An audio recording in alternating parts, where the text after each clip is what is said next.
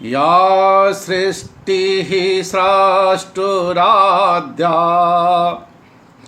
वहति विधिभूतं या हविर्या च होत्री ये द्वे कालं विधातः श्रुतिविषयगुणा या स्थिता व्याप्य विश्वं यामाहुः सर्वबीजप्रकृतिरिति यया प्राणिनः प्राणवन्तः प्रत्यक्षाभिप्रपन्नस्तनुभिरवतु वास्ताभिरष्टाभिरीशः।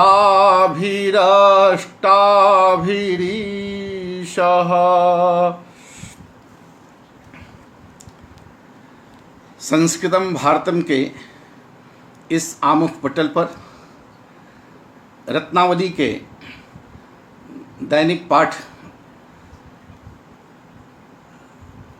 क्रम में आज इस आमुख पटल पर उपस्थित अपने समस्त आदरणीय गुरुजनों, मित्रों, दर्शकों, श्रोताओं और अपने विद्यार्थियों के प्रति सादर अभिनंदन, अभिवादन, यथोचित प्रणाम, स्नेह निवेदित करते हुए आज रत्नावली के हम प्रवेश में पहुंचते हैं। आपने विगत दो पाठ में ये देखा कि महाराज हर्ष द्वारा प्रणीत इस रत्नावली नाटिका के प्रारंभ में 4 प्रकार की नांदी प्रस्तुत की गई। इस नाटिका में 4 अंक और उन चारों अंकों से संबंधित वस्तु निर्देश पूर्वक वो नांदी प्रस्तुत की गई। उसमें आपने देवद्विज निपादी नाम जैसे नांदी का लक्षण होता है, देवताओं की स्तुति देखा, द्विज का भी देखा और नृप का भी उसमें वस्तु निर्देश के साथ साथ मंगलाचरण में भी देखा। और इसके साथ ही नांदी की जैसे ही समाप्त होती है तो वो सूत्रधार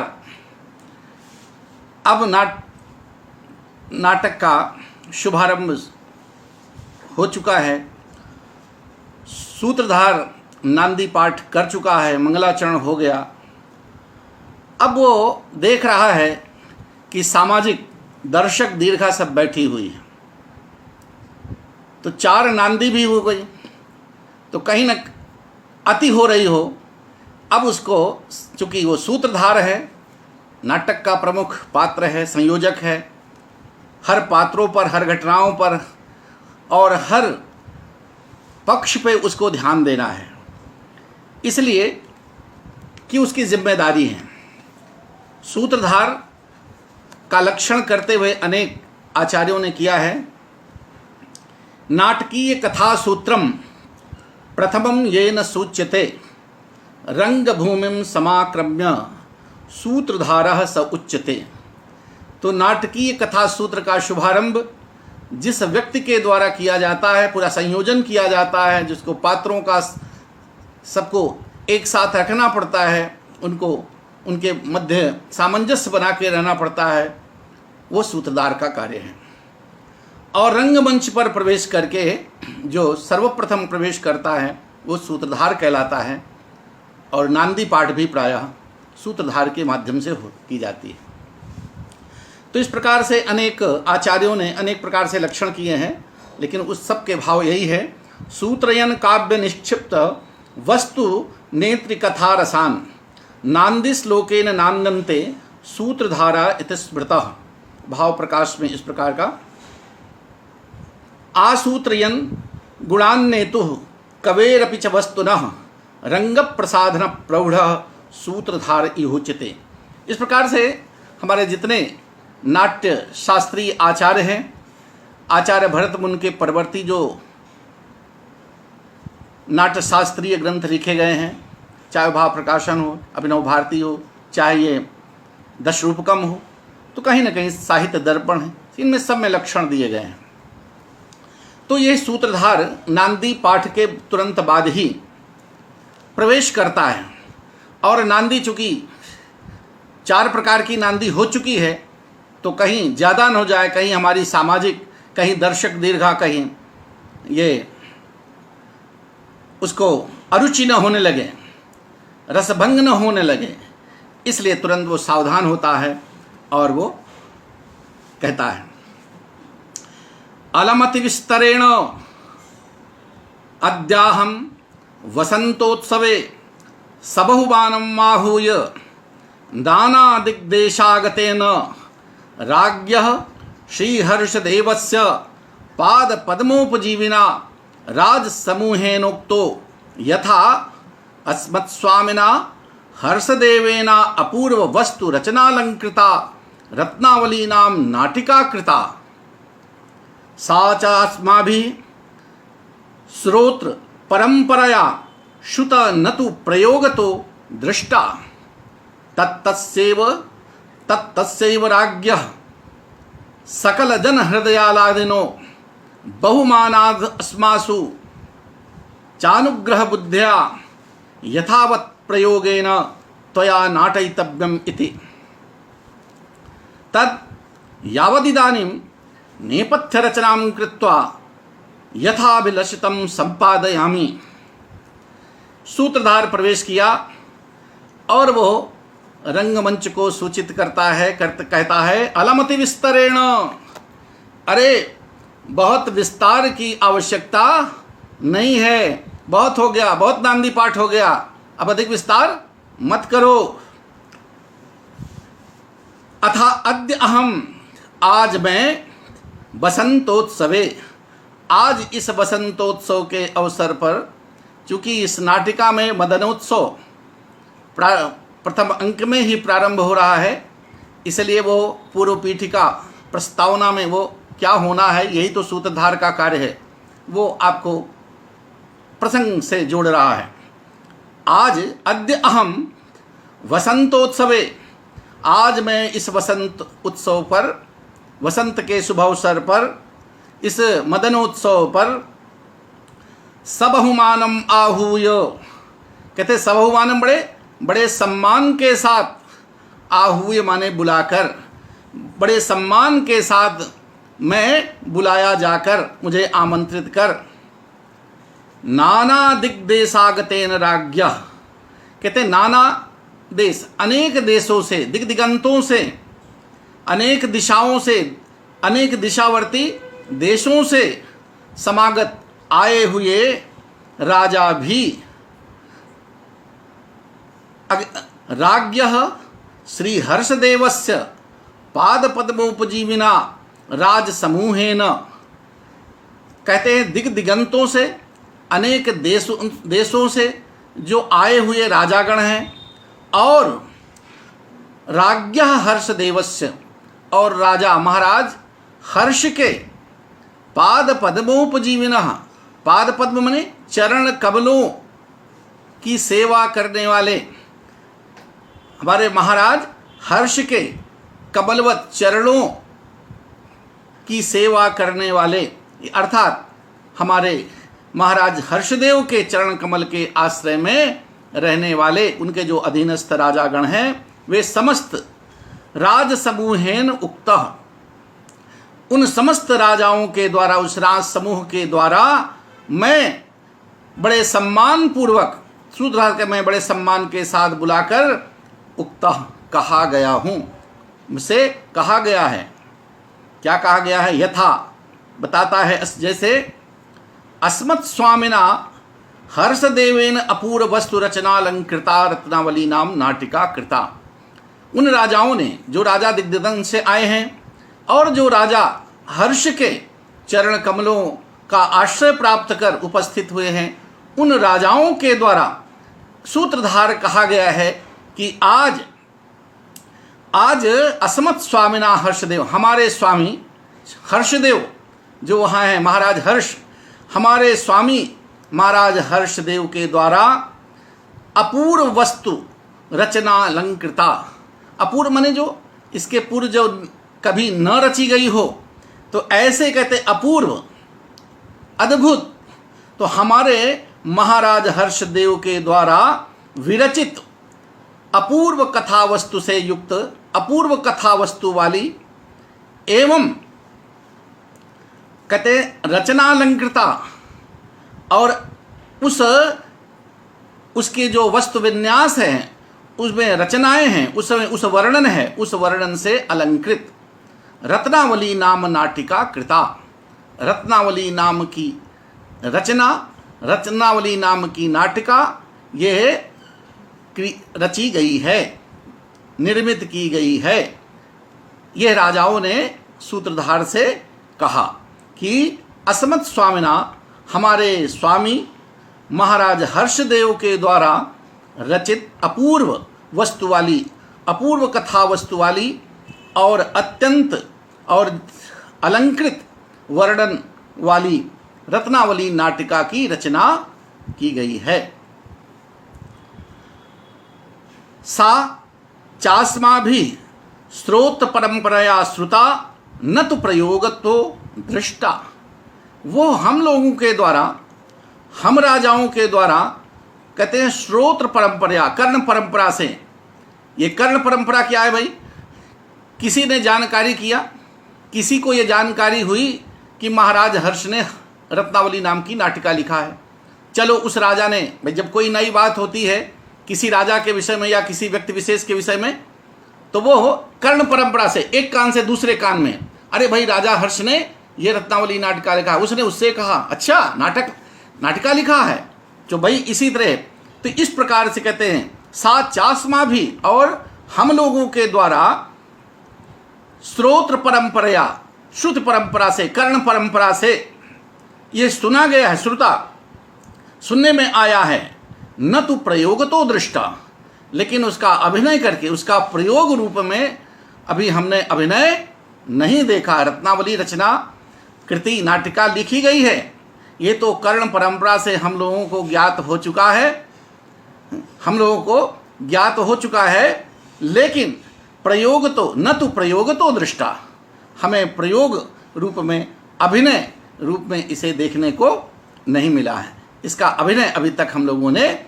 नहीं देखा है। ये जो राजागण आए हुए हैं वो सूत्रधार को बुलाकर ऐसा निर्देश कर रहे हैं, उससे कह रहे हैं तस्यैव राज्ञः सकल जन हृदयालादिनो बहुमानाद अस्मासु चानुग्रह बुद्धया यथावत् प्रयोगेण त्वया नाटयितव्येति। तो इसलिए तस्य राज्ञः, इसलिए उस राजा की, उस महाराज हर्ष के द्वारा जो प्रणीत रत्नावली है, उसके हमारे स्वामी श्री हर्षदेव के द्वारा जो निर्मित नाटिका है, उसके राजा के प्रति सम्मान की दृष्टि से सकल जन हृदयालादिनो, समस्त लोगों के, समस्त जन समुदाय के हृदय को आह्लादित करने वाले, सकल जन हृदयालादिनो बहुमानाद, अत्यंत सम्मान के साथ, इसलिए राजा के प्रति बहुमान, अत्यंत सम्मान के साथ, सम्मान की दृष्टि से, तथा हम लोगों के प्रति असमासु चानुग्रह बुद्धिया, और हम लोगों के प्रति जो दर्शक, जो राजागण आए हुए हैं, तो हम लोगों के प्रति अनुग्रह की दृष्टि से, अनुग्रह की और कहते बुद्धिया, बुद्धि से, हम लोगों के प्रति अनुग्रह की बुद्धि से, यथावत प्रयोगेन त्वया, जिस प्रकार से अभिनय किया जा सके, यथावत प्रयोगण, जिस प्रकार से अभिनय के द्वारा, जिस किसी तरह से प्रयोग उसका हो सके, अभिनय किया जा सके, उस नाटिका का सफल अभिनय होना चाहिए। यथावत प्रयोग त्वया नाटयितव्येति, तुम्हारे द्वारा उसका अभिनय किया जाना चाहिए। तद यावदिदानीं नेपथ्य रचनां कृत्वा यथा विलसितं संपादयामि। तो सूत्रधार ने बताया कि देखिए अब ये दिग दिगंत से राजागण आए हुए हैं उनकी ओर से, और राजा हर्ष के जो चरण कमलों के आश्रय में रहने वाले राजागण हैं, उन लोगों ने बड़े सम्मान के साथ आज मुझे बुलाया है कि महाराज हमारे राजा हर्ष ने बहुत ही अपूर्व और अलंकृत वर्णन वाली, जिसका वर्णन बड़ा अलंकारपूर्ण है, बहुत ही जिसका वर्णन बड़ा अच्छा है, अलंकृत है, उसको आज हम लोगों ने सुना तो है, कर्ण परंपरा से सुनने में तो आया है, लेकिन उसका अभिनय, उसका प्रयोग देखने को नहीं मिला है। इसलिए आज वो सूत्रधार सूचित किया जा रहा है कि आज हम लोगों पर राजा के प्रति सम्मान को रखते हुए, राजा के भी सम्मान को दृष्टि में रखते हुए, और हम लोगों के प्रति अपना अनुग्रह बनाए रखते हुए अपनी बुद्धि से आज जितना अच्छा उसका अभिनय किया जा सके, आज आप उसको नाटय तब्येति, आज उसका अभिनय आप करें। जब इतना उधर से उस सूत्रधार को ये निर्देश मिला राजाओं के द्वारा, तब भाई उसकी जिम्मेदारी बन जाती है। तो कहता तद यावदिदानीम नेपथ्य रचनाम कृत्वा यथाभिलषितं संपादयामि। अच्छा चलो भाई, जब इस प्रकार से कहा गया है तो मैं इन सामाजिकों की, सामाजिक माने दर्शकों की, जो दर्शकगण आए हुए या दर्शक या दूर दूर से जो आए हैं राजागण, तो उन सब दर्शक जैसे सामाजिकों के उत्कंठा की पूर्ति के लिए, उनकी इच्छा के लिए, उनके अभिलाषा की पूर्ण के लिए, अभिलाषा मैं नेपथ्य में प्रवेश करके, नेपथ्य रचनाम कृत्वा, नेपथ्य में प्रवेश करके, नेपथ्य में होने वाली जो साज सज्जा है, वेश इत्यादि आहार्य जो अभिनय है, उन सब की तैयारी करके, नेपथ्य में वेश विन्यास करके, मैं राज समूह की अभिलाषा के अनुसार कृत्वा यथाभिलषितम, जैसा राज समूह चाहता है, मुझसे जैसी अपेक्षा रखता है, आज उस रूप में मैं उस अभिनय की व्यवस्था करता हूँ। ऐसा मैं अभिनय करने की तैयारी करता हूँ, संपादन करता हूँ। परिक्रम्य अवलोक्य च, वो चारों ओर घूमता है, इधर उधर देखता है कि भाई हमारे पात्र लोग कहाँ हैं। नेपथ्य की ओर की दृष्टि जाती है। कुशीलो कुटुंबस्य गृहम नेपथ्य मुच्यते, जहाँ पर पात्रगण वेशभूषा धारण करते हैं, तैयारी करते हैं, तो अब उसकी दृष्टि उधर जाती है, देखता है कि भाई देखूं क्या तैयारी है, तो तब तक उधर देता है। परिक्रम्य अवलोक्य च, उस चारों ओर देखा इधर उधर, और देख करके कहा है अये आवर्जितानि सकल सामाजिकानां मनांसि इति में निश्चयः। उसने एक बार दर्शकों की ओर देखा कि आज देखता हूँ कितनी ऑडियंस है भाई, कितने सामाजिक, कितने दर्शकगण आए हैं, कितने लोग देख रहे हैं मुझे। तो उसने उस दृष्टि से कहा, तो एक अरे आवर्जितानि सकल सामाजिकानां मनांसि, करे अरे दर्शक मंडली का हृदय, सामाजिकों का हृदय आज आकृष्ट कर लिया गया है। सकल सामाजिकानां मनांसि आवर्जितानि, आकृष्टता करे वो समस्त दर्शक समूह का, समस्त सामाजिकों का आज ये जो समूह यहाँ पर एकत्रित है, उनके मन को आज आकर्षित कर लिया गया है। इसलिए कि वो रत्नावली नाटिका देखने के लिए सब उत्कंठित हैं।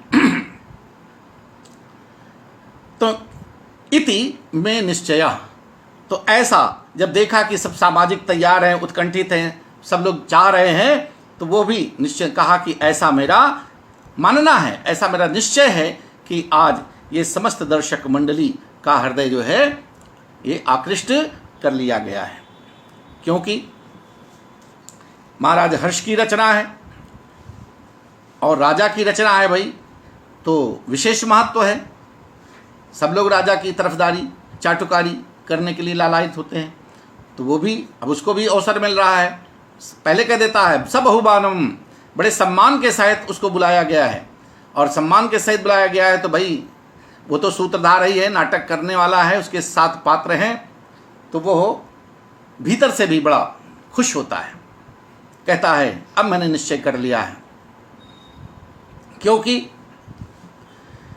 श्रीहर्षो निपुणः कविः परिषदप्येषा गुणग्राहिणी लोके हारि च वत्सराजचरितं नाट्ये च दक्षा वयं वस्त्वेकैकमपि वाञ्छितफलप्राप्तेः पदं किं पुनर्मद्भाग्योपचयादयं समुदितः सर्वो गुणानां गणः। कहते जब कलाकार को अच्छे दर्शक, अच्छे श्रोता मिल जाते हैं तो उसका मन भी वो और उत्साहपूर्ण हो जाता है।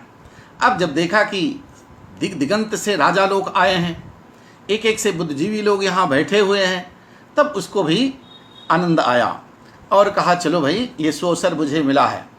तो कहता है श्रीहर्षो निपुणः कविः परिषदप्येषा गुणग्राहिणी लोके हारि च वत्सराजचरितं नाट्ये च दक्षा वयं वस्त्वेकैकमपीह वाञ्छितफलप्राप्तेः पदं किं पुनर्मद्भाग्योपचयादयं समुदितः सर्वो गुणानां गणः। श्रीहर्षो निपुणः कविः, कहते महाराज श्रीहर्ष बड़े निपुण कवि हैं। अब ये यहाँ देखिए, हर्ष को निपुण कवि बताया। और निपुण कवि होता कौन है? आप सब काव्य शास्त्र पढ़ते हैं। कविता लिखने के लिए, काव्य रचना के लिए क्या क्या आवश्यक होती हैं? शक्तिर निपुणता लोकशास्त्र काव्याद्य वेक्षणात् काव्यज्ञ शिक्षयाभ्यास इति हेतुस्तदुद्भवे।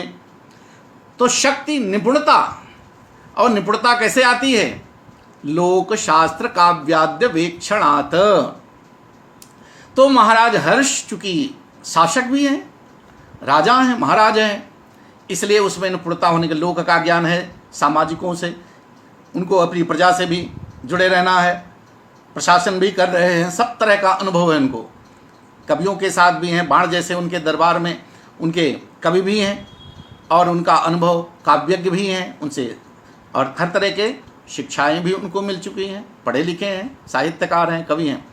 तो कैसे श्रीहर्षो निपुणः कविः, महाराज श्री हर्ष जिसकी रचना है, रचनावली की नाटक जिसकी रचना है, ऐसे वो महाराज श्री हर्ष कैसे हैं? बड़े निपुण कवि हैं, वो कवि भी हैं।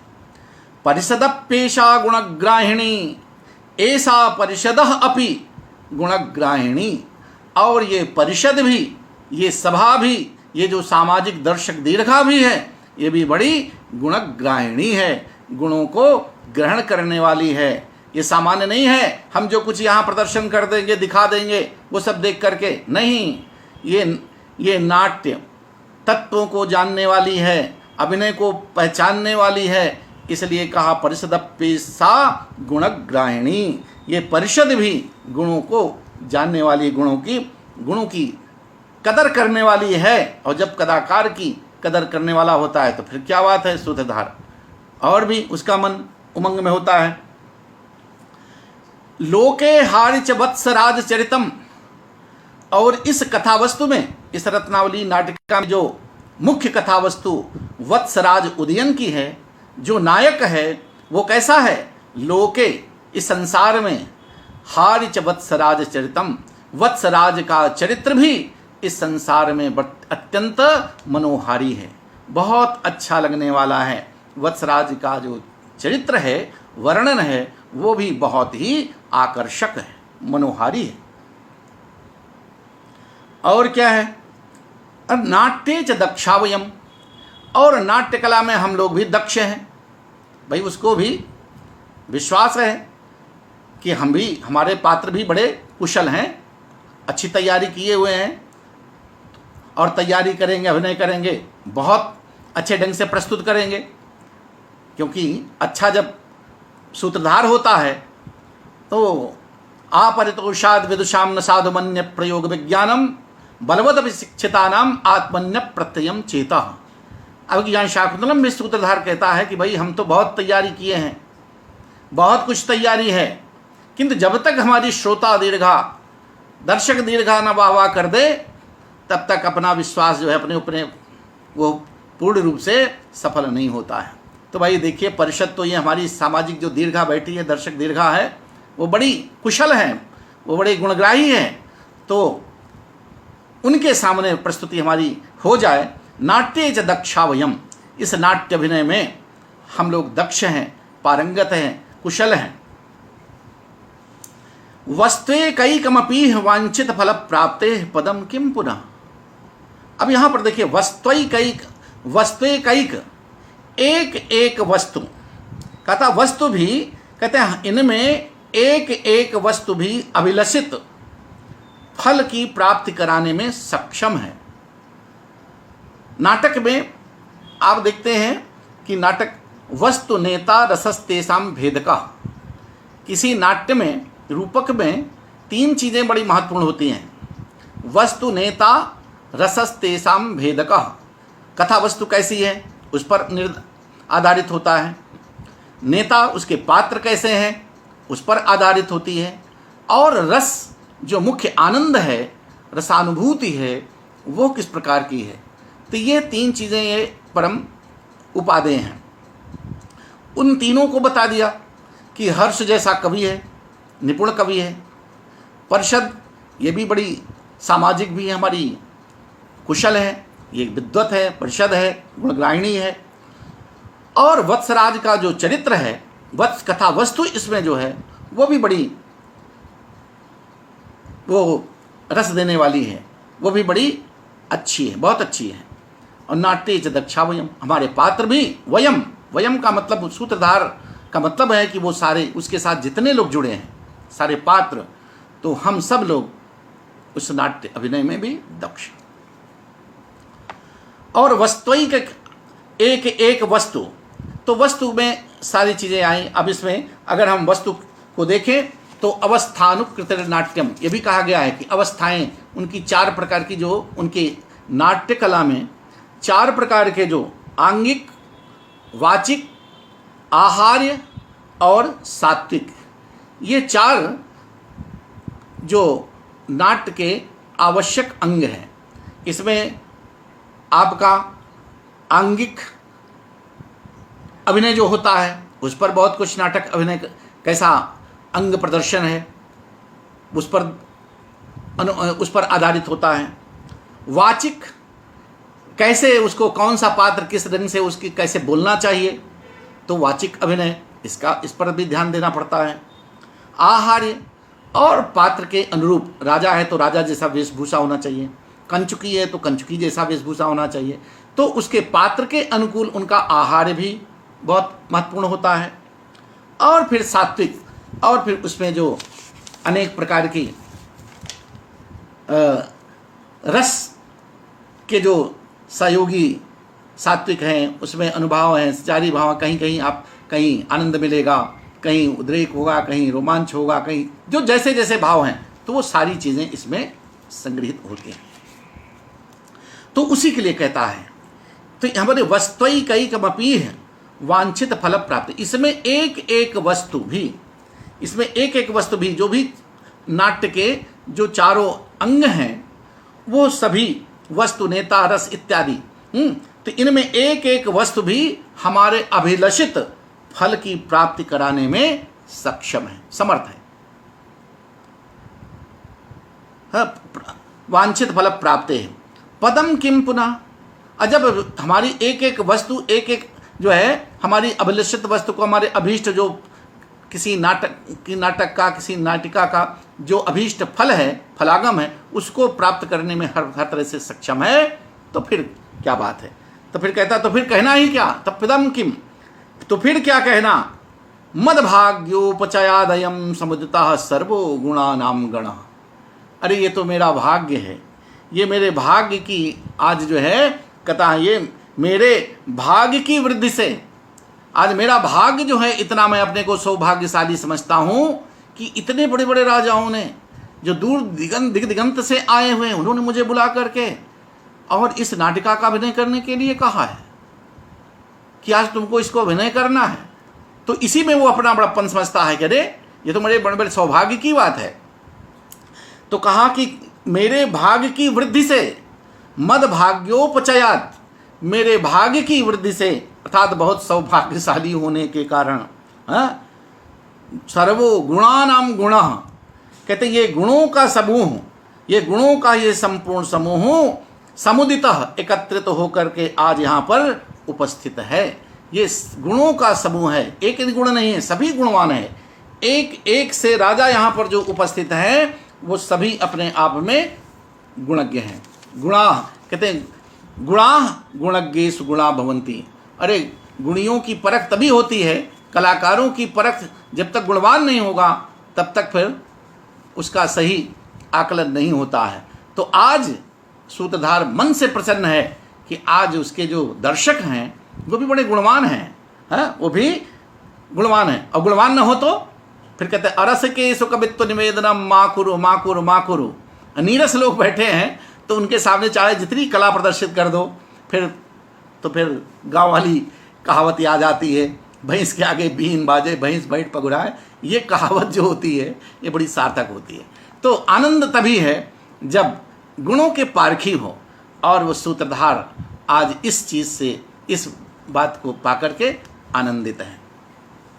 तो फिर से कहता है श्री हर्षो निपुणः कवि।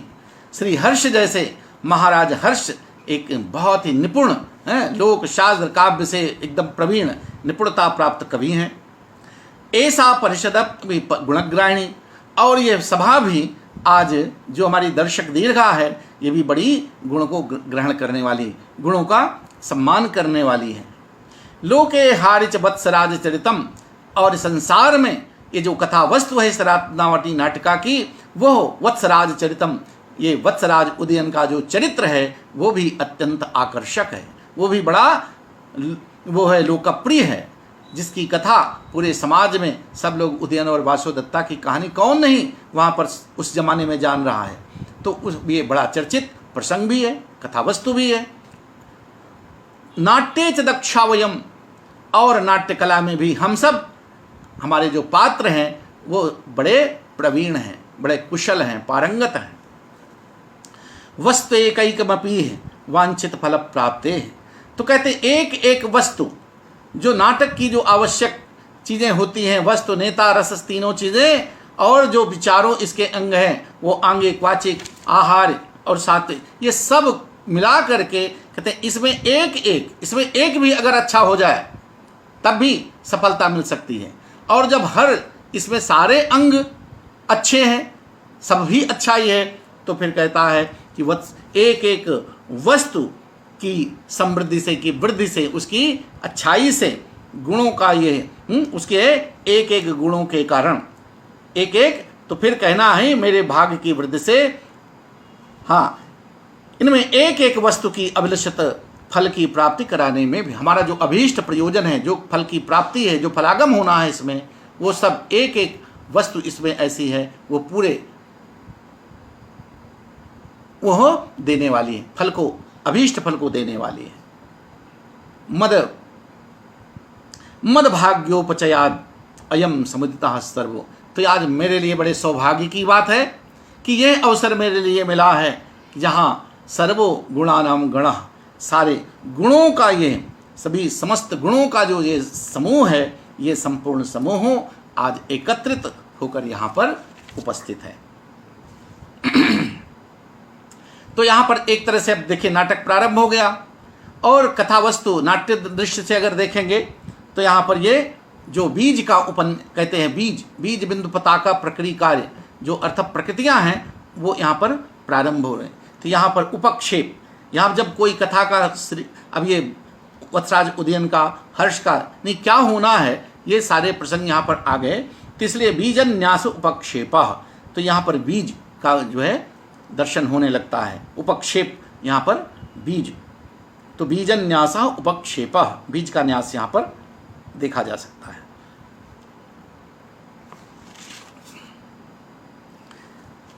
ये जो छंद भी आपने पढ़ा, श्री हर्षो निपुणः कवि परिषद पेशा गुणग्राहिणी, ये मेरे पढ़ने से ही आपको मालूम हो गया कि ये शार्दुल विक्रीडित छंद है। नाटक में अभिनय करना सबसे है, नाटक का जो लक्षण है उसे ही अवस्थानुकृतिर नाट्यम, हमें किन अवस्थाओं में, किस जगह, किस दशा में, किस परिस्थिति में किस प्रकार का अभिनय करना है, यही तो नाट्य है। कौन सा पात्र अपने किस स्थिति के अनुकूल कैसा अनुभव करता है, किस प्रकार की अवस्था है वहाँ पर, उसका सही अभिनय करना ही तो नाट्य है। अवस्थानुकृतिर नाट्यम कहा गया है।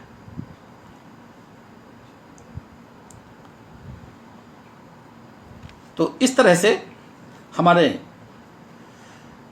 अब आगे चलते हैं। फिर तद यावद गृहम गत्वा गृहिणीम आहूय संगीतकम अनुतिष्ठामि।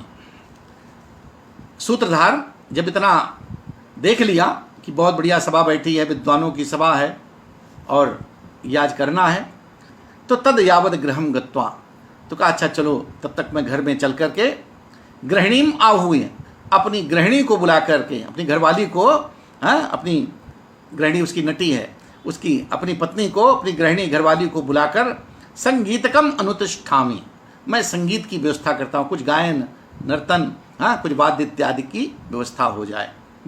गीतम नृत्यम च वाद्यम च त्रयम संगीतम उच्यते। तो कहा संगीत की कुछ व्यवस्था हो जाए भाई। चलो नाटक शुरू हो रहा है तो हमारी दर्शक दीर्घा बोर न होने पाए, तो इसलिए चलो यावत तावत गृहम गत्वा, तो जब तक घर चल करके, घर प्रवेश करके, तो मैं पहले घर चल करके अपनी पत्नी, अपनी गृहिणी घरवाली को बुला करके संगीत का आयोजन कराता हूँ, करता हूँ। परिक्रम्य नेपथ्य अभिमुखम अवलोक्य च, इधर उधर घूमता है जैसे कि रंगमंच पे होता है, इधर उधर गया, और नेपथ्याभिमुखम अवलोक्य, और नेपथ्य अपने ये पीछे की ओर देखता है, नेपथ्य की ओर, पर्दा जो लगा होता है रंगमंच पर, उसके पीछे जहाँ पात्र लोग तैयार हो रहे हैं, कुशीलव कुटुंबस्य गृहम नेपथ्य मुच्यते। आकल्प देवो आकल्प वेशव नेपथ्यम प्रतिकर्म प्रसादनम कहा गया है। दूसरे ये तो परिक्रम्य नेपथ्याभिमुखम अवलोक्य च इदमस्मदीयम गृहम, उधर देखा और कहा ये मेरा घर है। मंच पर देखा, इधर घुमा और घर की ओर जा रहा, अच्छा ये मेरा घर आ गया, ये देखिए, अरे मैं अपने घर आ गया। यावत प्रवेशामी, तो चलो घर में मैं प्रवेश करता हूँ। प्रवेश, घर में प्रवेश करके आर्ये इतस्तावत, अपनी आर्या को बुलाता है, अरे सुनती हो, अरे इधर तो आओ, आर्ये इतस्तावत, अरे इधर तो आओ। घर में जैसे बुलाते हैं लोग, अरे भाई सुनो तो, देखो कौन आया है, क्या करना है। तो उसी भाषा में हमारे देखिए संस्कृत में केवल शब्द परिवर्तन होते हैं, बाकी जब अभिनय होता है तो हमारा तो वही बोलचाल है। किसी को बुलाना था, अरे भाई सुनती हो, तो उसी तरह से वो कहता आर्य। आर्य बड़ा ही सम्मान संबोधन है। हमारे यहाँ प्राचीन पढ़ी लिखी महिलाओं को उनके संबोधन के लिए आर्य शब्द का होता है। आर्य पुरुष पात्र के लिए होता है। तो आर्य इतस्तावत आगमन, अरे सुनती हो, इधर तो आओ। प्रविश्य, अब प्रविश करके वो प्रवेश करती है, उसकी पत्नी नटी है, आगे आ रहा, तो प्रवेश करके नटी प्रवेश करती है। आर्यपुत्र, कहते आर्यपुत्र यमस्मि, अब वो उसने आर्य संबोधन किया, तो इसने आर्यपुत्र मतलब सम्मान सूचक ये भी है, आर्यपुत्र, अरे श्रेष्ठ पुरुष, श्रेष्ठ व्यक्ति, मैं उपस्थित हूँ। आर्यपुत्र यमस्मि, अरे मैं हूँ, आपने बुलाया क्या, यमस्मि, अरे मैं आई। आज्ञापयत्यार्यः को नियोगोनुष्ठीयताम इति, अरे आज्ञापयतु आर्यः, अरे महाराज, अरे आर्य, अरे बताइए तो, आज्ञा तो दीजिए। को नियोगो, कौन आदेश है, क्या कार्य भाई, क्या आदेश है। अनुष्ठीयताम इति, कौन किस आदेश का पालन करना है, बताओ तो। आज्ञापयतु आर्यः को नियोगो अनुष्ठीयताम इति, कौन सा आदेश है, कौन सा आदेश है, क्या कार्य है जिसे किया जाना है, जिसे संपन्न करना है। सूत्रधार कहता है, आर्ये रत्नावली दर्शनोत्सुकोयम राजलोकः, अरे आर्ये रत्नावली दर्शनोत्सुकोयम, अरे रत्नावली नाटिका देखने के लिए ये सारा राज समूह, ये राजाओं का जो समूह आया है यहाँ पर, इतने दिन से भीड़ भाड़ जो देख रही हो राजा राजघराने में, वो सब रत्नावली नाटक देखने के लिए उत्सुक है। आर्ये रत्नावली दर्शनोत्सुकोयम राजलोकः, अरे ये राज समूह, ये जो देख रही हो सब राजागण आए हुए हैं, ये रत्नावली नाटिका देखने के लिए सब उत्कंठित हैं, उत्सुक हैं। तो तद गृह्यताम नेपथ्यम, अरे तो कहा तो अपने नेपथ्य को संभालो भाई। गृह्यताम माने ग्रहण करो, अरे अपना नेपथ्य में जहाँ पर सब तैयारी हो रही है, अरे वहाँ देखो तो उसको संभालो, जल्दी से उनको सब तैयार कराओ। गृह्यताम नेपथ्य, तद गृह्यताम नेपथ्यम, अरे तो गृह्यता नेपथ्य में उसको जो है उस जिम्मेदारी को संभालो, उस कार्य को तुम ग्रहण करो, नेपथ्य की ओर ध्यान दो। तो देखने के लिए उत्सुक है, इसलिए नेपथ्य की संरचना करो, नेपथ्य का ध्यान दो, नेपथ्य में जो पात्र लोग हैं उन पर सब जरा उनको संभालो। अब नटी जो है निःश्वस्य सोद्वेगम, अब उसको थोड़ा सा यहाँ पर नटी को लगा कि ये अब वो अपने घर की समस्याओं में ग्रस्त है, समस्याओं में परेशान है। तो निःश्वस्य सोद्वेगम, बड़ी लंबी सांस, अरे तुमने क्या कहा भाई, नेपथ्य को भी संभालना है, नाटक करना है, निःश्वस्य, बड़ी लंबी सांस खींच करके, सोद्वेगम, थोड़ा दुख के साथ, खेद के साथ, आर्यपुत्र निश्चिंत इदानीम असत्वम, हे आर्यपुत्र तुम तो निश्चिंत हो इस समय, तुम तो नाटक की तैयारी कर रहे हो, तुम्हें तो कोई चिंता है नहीं। आर्यपुत्र निश्चिंत इदानीम असत्वम, इस समय तो तुम निश्चिंत हो, तुम्हें तो नाटक करना है। तत् किमिति न नृत्यसी, तो काहे नहीं भाई, तुम तो निश्चिंत हो इसलिए नाचो। तम किमिति न नृत्यसी, तो आप क्यों नहीं नाचते हो, आप तो नाच सकते हो भाई। आर्यपुत्र इस समय आप तो निश्चित हो, क्यों नहीं नृत्य करोगे, कैसे क्यों नहीं आप नाचोगे। मम मंद भाग्यायाः पुनः एकैव दुहिता, तो आप देखिए कि पुत्री चाहे जिस काल में हो, अब घर में एक बेटी सयानी उसके है, अब उसको तो बेटी की चिंता है, बेटी की विवाह करना है, बेटी की शादी करना है, और इनको नाच गाना नाटक क्यों लगी हुई है। तो वो बेचारी कहती है अच्छा आप तो निश्चिंत हो, आप तो नाचोगे, नाचो, कौन रोक सकता है भाई। अपने को कहती है मम मंद भाग्यायाः, अरे मुझ अभागिनी, अरे मैं ऐसी मैं भाग्य वाली हूँ, मैं जैसी ऐसी अभागी हूँ कि पुनः एकैव दुहिता, अरे मेरे एक ही पुत्री है, मुझ अभागिनी को एक ही पुत्री है। सापि त्वया कस्मिंश्चित् देशांतरे दत्ता, और वो भी तुम्हारे द्वारा किसी दूर देश में जाकर के वो ब्याह करने के लिए निश्चित कर ली गई है। अभी विवाह हुआ नहीं है, वो शादी उसकी बेटी की तय हो चुकी है। तो ये भाव, तो कहते हैं कि मम मंद भाग्या पुनः एकैव दुहिता, मुझ अभागिनी की एक ही मात्र कन्या है, एक ही पुत्री है। सापि त्वया कस्मिंश्चित् देशांतरे दत्ता, और वो भी तुम्हारे द्वारा जाकर के, कहीं नज़दीक होता तो चलो बात ठीक थी, वो देशांतरे किसी दूर देश में जाकर के तुम उसके लिए तुम वर भी खोज करके आए हो, दूर देकर आए हो। कथम एवं दूर देश स्थित युजा मात्रा सहस्ताः पाणिग्रहणम भविष्यति इति त्वया अनया चिंतयात्मापि न मे प्रतिभाति। आकर बताया होगा घर में कि भाई बेटी की शादी में तय करा हूँ और सिंगल कहीं दूर है और वहाँ पर लड़का है और वो शादी तय हो चुकी है। अब इसको बताया है, नटी को तो बेचारी चिंता में ये डूबी है कि मेरी एकमात्र पुत्री है और वो जाकर के दूर इतनी जो है जाकर के मेरा जहाँ जामाता है वो इतना दूर रहने वाला है, तो बताओ उतनी दूर से कैसे आना जाना हो पाएगा, कैसे मिलना होगा। तो कथम एवं दूर देश स्थित जामात्रा, तो कहते कैसे इतनी दूर स्थित रहने वाले अपने उस जामात्रा के साथ स्थित होकर जा करके रह करके पाणी ग्रहणम भविष्यति, इतनी दूर जा करके कहा मेरी पुत्री पाणी ग्रहण करेगी, कैसे विवाह होगा इतनी दूर जा करके।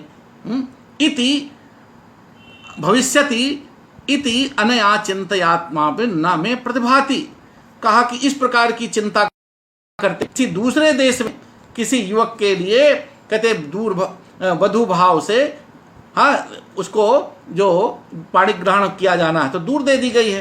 तो इतने दूर देश में रहने वाले उस जामाता के साथ उस दामाद के साथ इसका विवाह कैसे होगा। इस चिंता में मुझे अपना शरीर भी इस समय अच्छा नहीं लग रहा है। तो कह रहे हैं इति अनया चिंतयात्मापि, कहते चिंतयात्मापि न में प्रतिभाति, इस चिंता के कारण मेरा शरीर भी अपने इस समय काम नहीं कर रहा है। मुझे क्या करना है, इस समय मेरा शरीर भी मेरे बस में नहीं है। कहा कि इस समय जो है इतने दूर ये चिंता मुझे खाई जा रही है। कहते मुझे इस चिंता में मुझे अपना शरीर भी इस समय अच्छा नहीं लग रहा है। तुमको नाटक की पड़ी है और तुम जो मेरी पुत्री को जाकर के 7 समुंदर पार सिंघल में जो है ब्याह तय करके आए हो, उतनी जाकर के वो मेरे जामाता के साथ उस दामाद के साथ कैसे इतनी दूर जाकर कैसे पाणी ग्रहण विवाह हो सकेगा। तो ये चिंता मुझे खाई जा रही है। तो इस समय मेरा शरीर भी मेरे काबू में नहीं, मेरा शरीर भी मेरे काम में नहीं है, मेरा शरीर भी काम नहीं कर रहा है। तो मुझे अपना शरीर भी इस समय अच्छा नहीं लग रहा है। किम पुनर्नर्तितव्यम, तब फिर नाच गाना ये मेरे लिए फिर ये कैसे संभव है, जब मुझे अपने शरीर जब मेरा शरीर ही अपने लिए अच्छा नहीं लग रहा है, मेरा शरीर इस समय एकदम उद्विग्न हो गई, उसी चिंता में खोई हूँ, तो फिर नाच गाना मेरे लिए क्या है। किम पुनर्नर्तितव्यम, तो फिर मुझे नाच गाने से क्या लेना देना है। मुझे नर्तन करना तो दूर रहा, नाचना तो बहुत दूर रहा। सूत्रधार अब उसको समझाता है।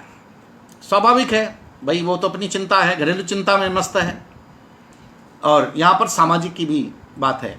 भाई ठीक है, घर वाला आदमी तो दिन भर मस्त रहता है, गाने बजाने नाचने गाने में अपना वो मस्त है। पत्नी बेटी है, उसकी सयानी है, तो उसकी चिंता है।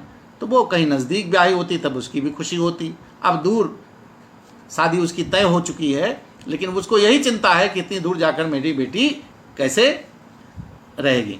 वो इस चिंता में खोई है। फिर भी सूत्रधार उसको समझाता है। देखिए यहाँ पर ये सारी जो घटनाएं हैं, ये जो नटी के मुंह से कवि महाराज हर्ष कहला रहे हैं, वो आगे की जो वस्तु विन्यास है इस नाटिका का, उससे पूरा संबंधित है।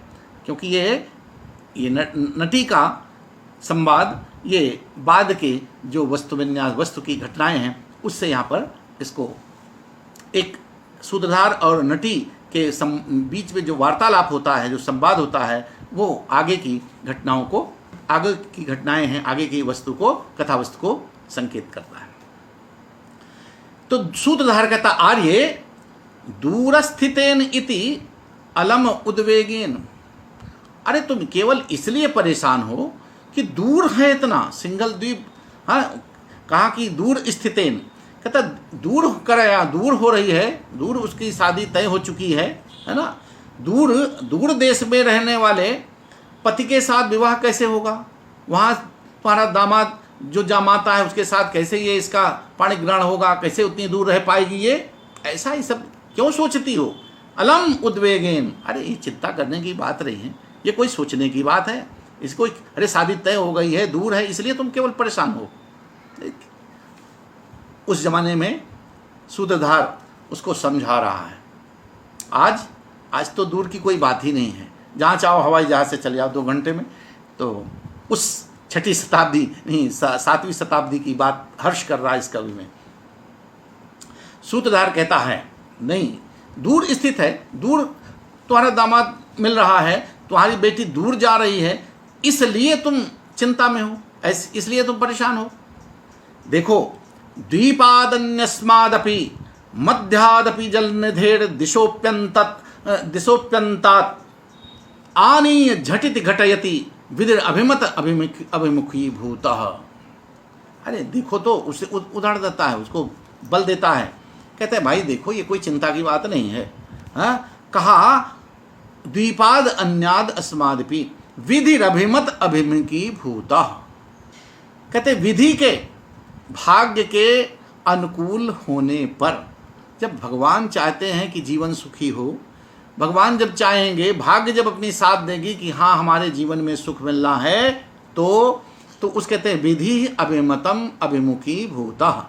कहते भगवान के विधाता के अनुकूल रहने पर, अगर भाग्य हमारी अच्छी है, विधाता सब कुछ अच्छा चाहता है, तो अभिमुखी भूतः विधि अन्यस्माद् द्वीपाद् अपि जलनिधेः मध्यात् अपि दिशः अन्तात् अपि अभिमतम झटिति आनीय घटयति।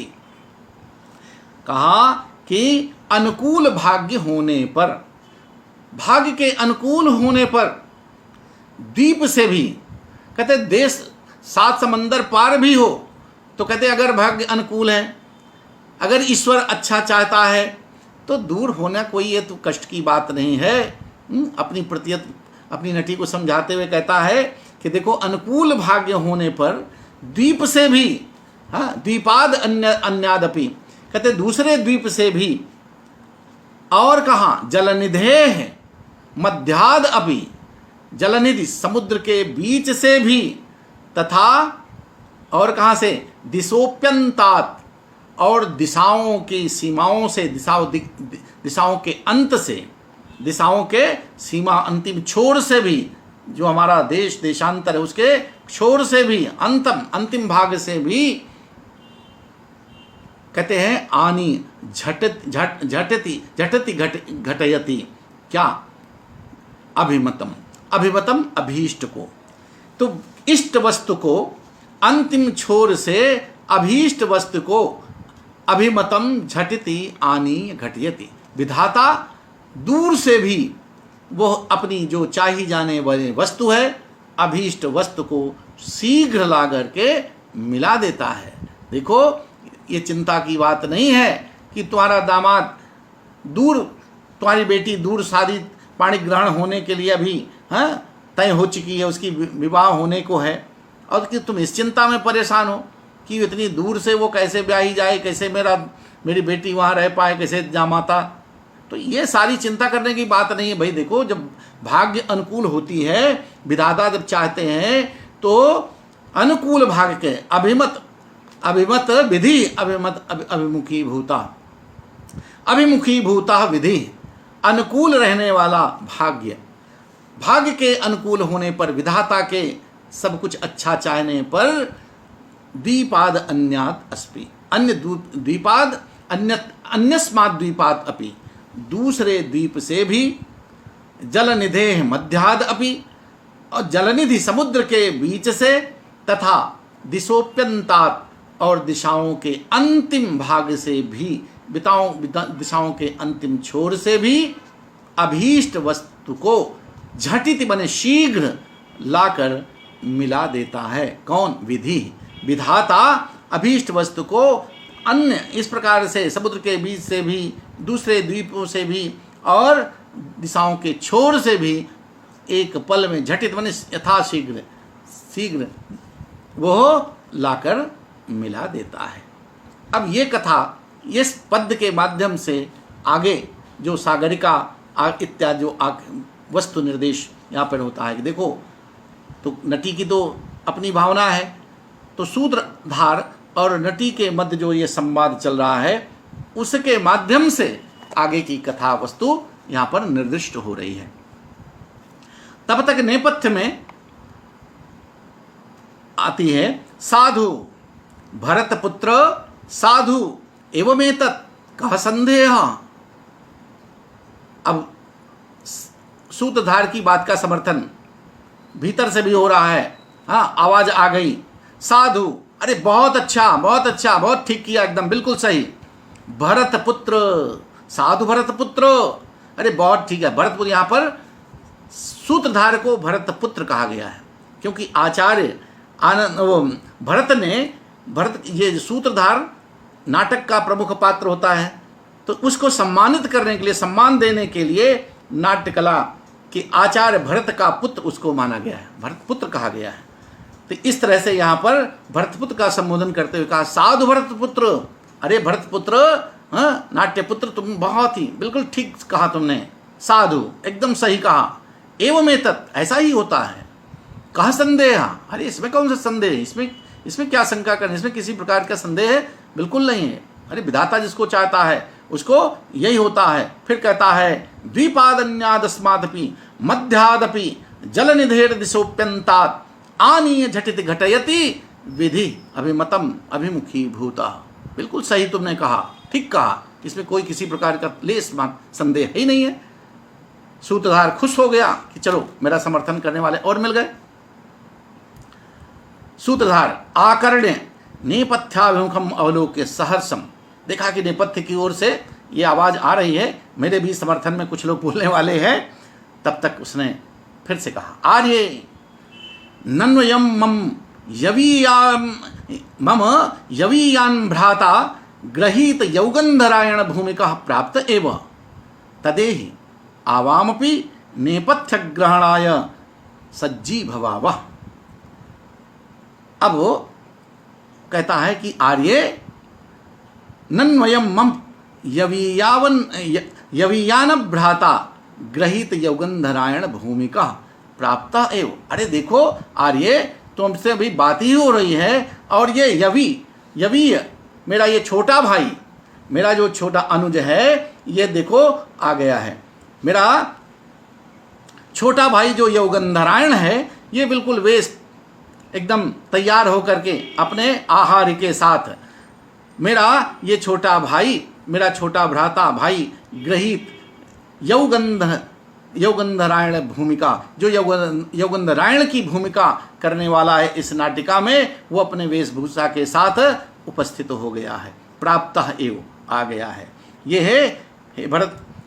तो इस प्रकार से कहा कि ये मेरा अनुज, कहा ये मेरा छोटा भाई, ये मेरा अनुज छोटा भाई यौगंधरायण की भूमिका जिसे करना है इस नाटिका में, वो वेशभूषा के साथ वो सब एकदम तैयार होकर आ गया है। चलो तो हम भी क्या करते हैं नेपथ्य में, हाँ, तदेहि, इसलिए आओ, आवाम अपि नेपथ्य ग्रहणाय सज्जीवा, हम भी चलते हैं नेपथ्य में, हम भी वेश विन्यास के लिए हम भी तैयार हो जाएं, हम भी तैयारी कर लें और लोगों को भी तैयार कर लें।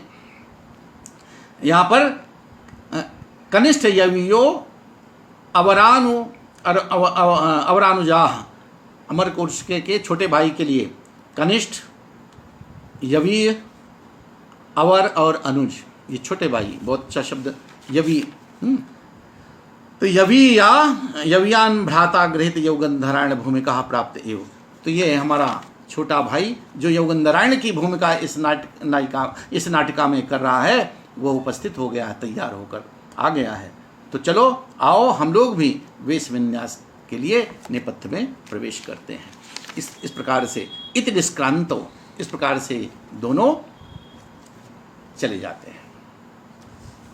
तो आज ये प्रस्तावना यहाँ पे समाप्त होती है। सूत्रधार और नटी का संवाद आज यहाँ होता है। यौगंधरायण प्रवेश कर चुका है। आप सभी जो दर्शक श्रोता बंधु हमारे हैं इस संस्कृतम भारतम के आमुख पटल पर, और हमारे संयोजक प्रोफेसर मदन मोहन झा जी भी आज हमें देख रहे हैं, उनसे उत्साहवर्धन हो रहा है। और हमारे जितने अभीष्ट यहाँ पर गुरुजन, मित्रजन, दर्शक, श्रोता, सबके प्रति आज मैं बहुत ही हृदय से आभारी हूँ, अभिनंदन करता हूँ, आभारी हूँ, उनका धन्यवाद ज्ञापन करता हूँ। आज मेरे बड़ी बहन डॉक्टर कनकलता दुबे जी मुझे दृष्टिगत हो रही हैं, मैं प्रणाम निवेदित करता हूँ। प्रोफेसर मदन मोहन झा जी, आपके बिना तो यहाँ बैठना संभव ही नहीं है, आप ही का उपक्रम है सब। और भी हमारे जो ये मित्रगण, दर्शक दीर्घा में हैं, जिन्हें मैं पढ़ नहीं पा रहा हूँ, उन सब के प्रति अपनी प्रणामांजलि निवेदित करता हूँ।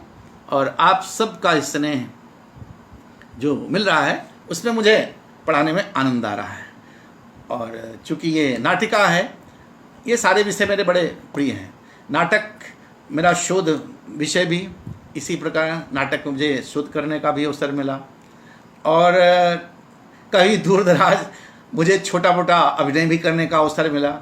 तो बहन कनक जी बैठी हैं, कभी मैंने भी सूत्रधार का रोल अभिज्ञान शाकुंतलम में इलाहाबाद विश्वविद्यालय में किया था। नागानंदम का इलाहाबाद विश्वविद्यालय में, हमारे महाविद्यालय में इलाहाबाद डिग्री कॉलेज के द्वारा एक नागानंदम नाटक हुआ था, इसमें प्रयाग संगीत समिति में, उसमें भी सूत्रधार का अभिनय मैंने किया था। तो सूत्रधार का अभिनय करने में मैं शुरू से बहुत मेरी रुचि रही है। और जब कोई संस्कृत में नाटक होता है तो महीनों जो चलता है रिहर्सल, उस पर बड़ा आनंद आता है। सभी पात्र एकत्रित होते हैं और तरह तरह के उसमें मनोरंजन भी होते हैं और बड़ी आत्मीयता हो जाती है। तो वो दिन मुझे याद आ रहे हैं आप सबको देखते हुए कि एक बार पुनः उस सूत्रधार की भूमिका में मुझे यहाँ पर पाठ पारायण करने का अवसर मिल रहा है।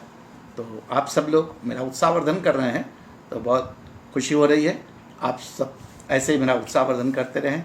और रत्नावली नाटिका ऐसा, इसमें विषय है, कौशाम्बी वर्णन है, ये मेरे रग रग में है। और कौशाम्बी वत्सराज उदयन की बड़ी लंबी जो कथा है, उनके विषय में जितनी भी जिज्ञासाएं हैं, उस पर मेरा बहुत ही अध्ययन भी है। और वो विशेष रूप से मेरा ये रुचिकर विषय है, इसलिए आप सबको मुझे सुनने में भी मैं खुश, अपने पूरे तहे दिल से जिसको कहता है पढ़ाने का प्रयास करूँगा। बहुत बहुत धन्यवाद, आभार।